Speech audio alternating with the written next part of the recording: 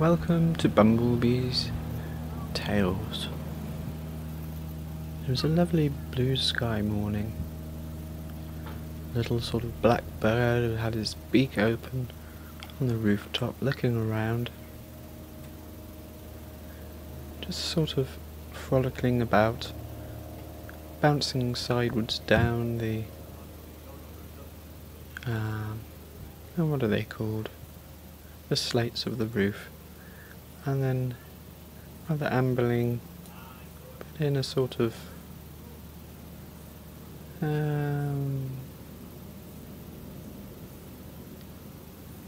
ballet sort of movement, jumping back up to the top to see what's going on and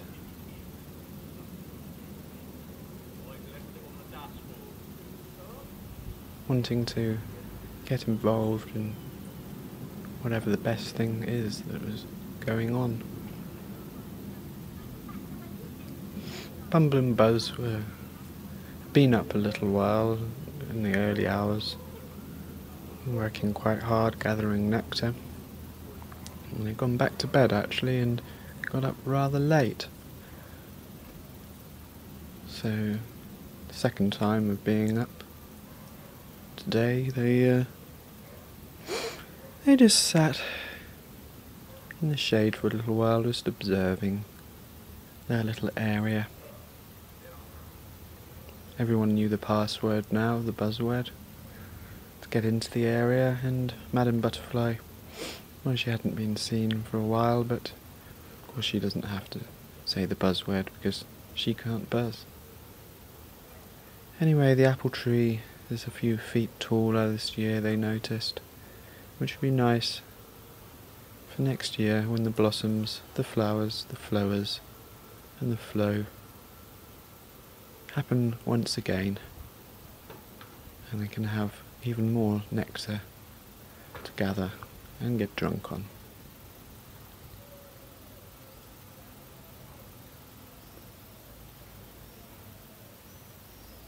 There goes the wood pigeon in the background, a nice constant reminder of constanteity, whether it be winter and cold, or windy or rain, or sunny and still.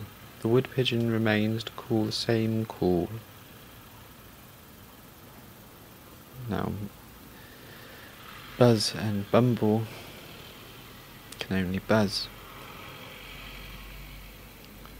But me being the story reader can give you an impression of a wood pigeon, and it's kind of coo coo coo coo coo coo coo coo. Well, anyway, we mustn't let the wood pigeon get centre stage on what is, of course, Bumblebee Tales.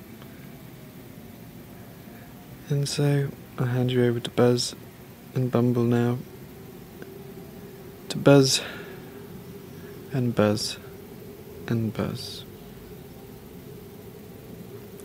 Buzz and Bumble noticed that the plums were ever so ripe at the moment.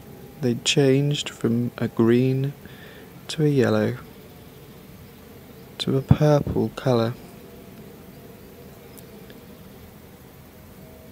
But they buzzed around the plums and discovered that the plums, although looking ripe, were still not very squidgy. They weren't squidgy enough to dip their proboscis, I think it's called, which is the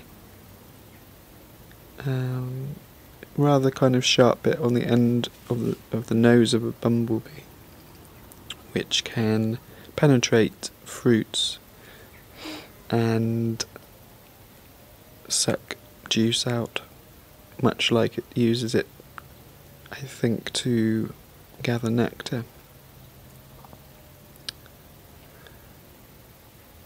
So Buzz and Bumble are going to wait a few more days to see if those plums do indeed get a little bit more juicy.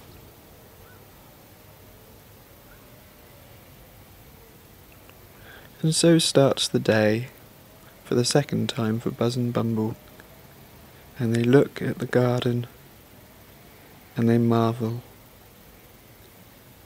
and they're intrigued to see what the day brings and what the flow brings.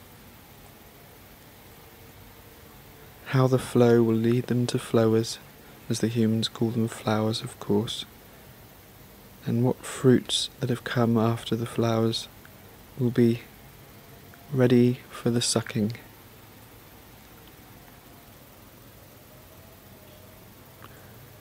And so Buzz and Bumble and his friends gaze on and let the day flow.